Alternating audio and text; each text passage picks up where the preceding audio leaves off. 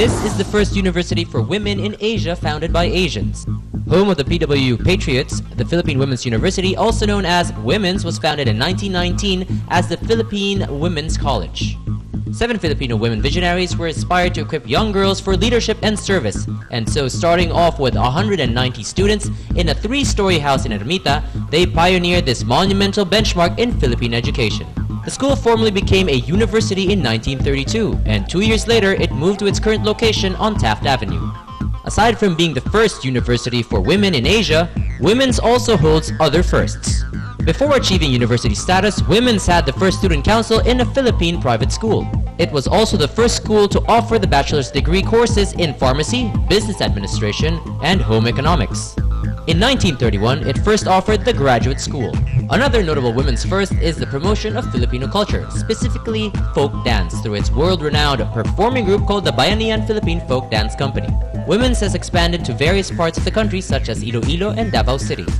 It also opened its doors to elementary and secondary education by opening Jose Abad Santos Memorial School or JASMS in Manila. Now, Women's continues to prepare its students for useful citizenship through education rich with Filipino culture and rooted in the values of personal integrity, family solidarity, community participation, and leadership. As their hymn goes, its alumni and current students are probably singing, "Proud may as ever be of the Philippine Women's University."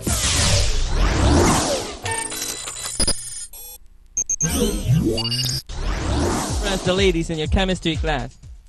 Simple. Try this trick for size. Manhandled fireballs. During chemistry class, you will need a bottle of alcohol, casino pin, some cotton balls, a lighter or a box of matches. Kids, do not try this at home. All you need to do is to soak the cotton balls in alcohol, but not to the point that it's dripping. Just pour enough to coat it. Then, light it up with a lighter. Careful when you do this, okay? My point din sila mama when they said, never play with fire. And there you go. You've created touch-able fire. You can touch it and play around with it.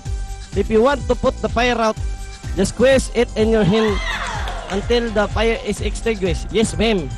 And that's not all casino alcohol can do for you and the ladies. It can kill bacteria that cause some of the diseases.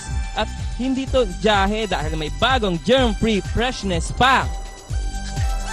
Hey baby, wanna light my fire?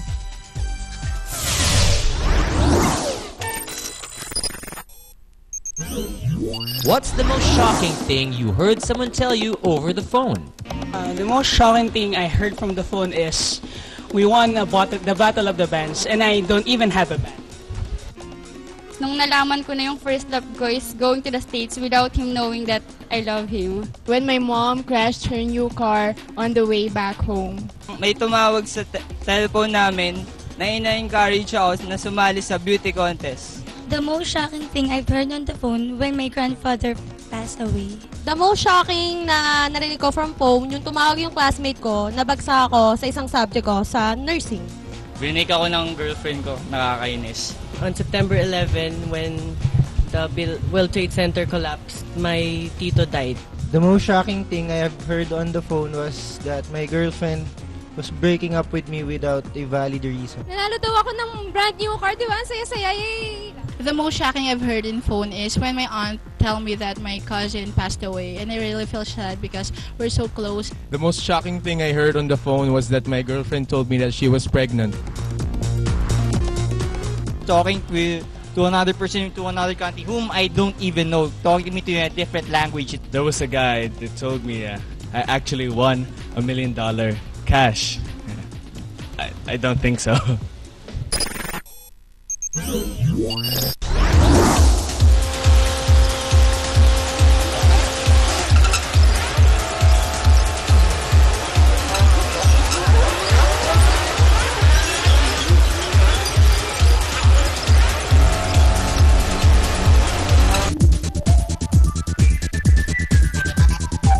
Sa akin, syempre ang una kong gagawin, kakaway sa mga nakikita ko sa paligid ko.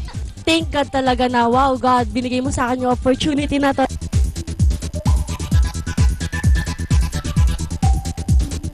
Be yourself, tsaka self-confidence din. Magpakitang gilas. Huwag siyang mawawala ng pag-asa. Count to 20 arms of another. I'm in time with it dancing. I can kiss my nose.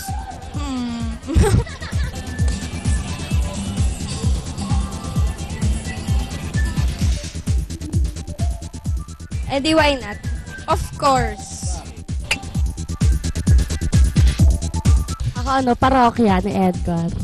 Ano siya kasi, yung ang gaganda ng kanta niya and as well as yung parang feel ko, lalo na yung mga sweet songs niya.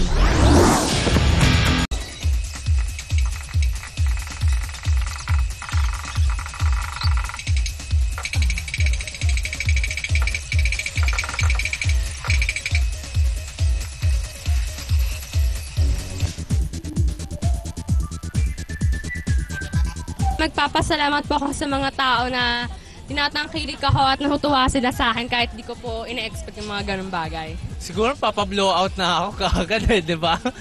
Popular student, no?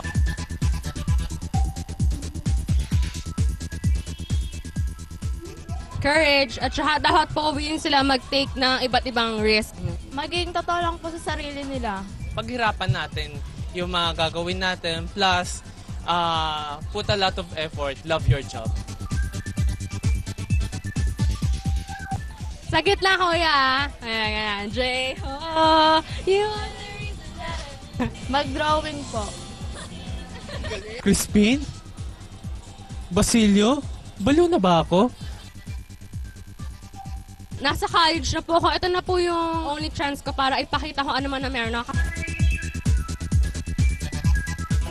Spanish Cola po. Kasi po yung mga songs sila nakaka-inspire. Talaga yung urban dub sa ambassadors eh. Hindi naman sa ginagaya mo sila, pero you're idolizing them. Na-express nila yung sarili nila through music. What makes a barkada?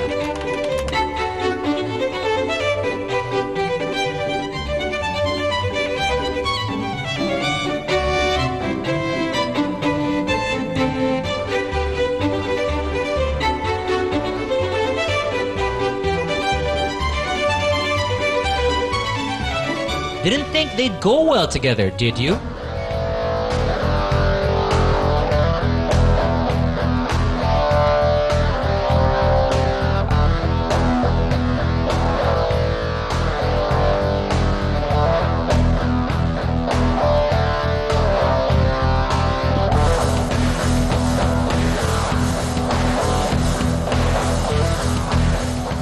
I'm done! Nice, pare!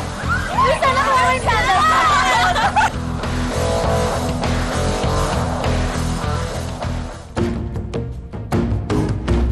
Game! Tara!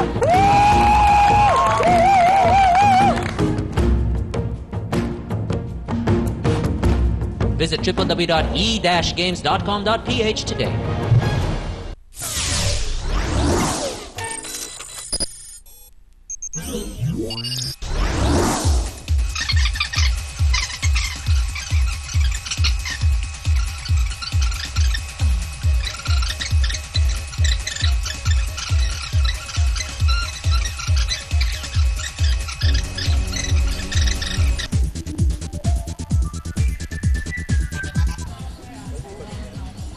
Pwede rin po. Pagiging humble, kahit na sikat ka, isa ka pa rin ordinaryong tao.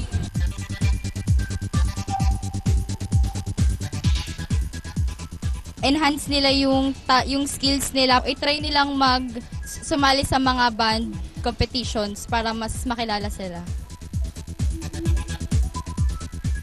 When I'm lost in the rain, in your eyes I know I'll find a way to light my way. Naiya po. Sige. I never had a dream come true till the day that I found you. Siguro naman po kasi everyone has a right naman po to show up their talents. Six Cycle Mind po. Very inspiring po yung mga kanta nila. Sponge Cola. Siguro po doon sa mga songs nila kasi magaganda po yung kanta nila eh. Kaya na-inspire po ako doon sa banda nila.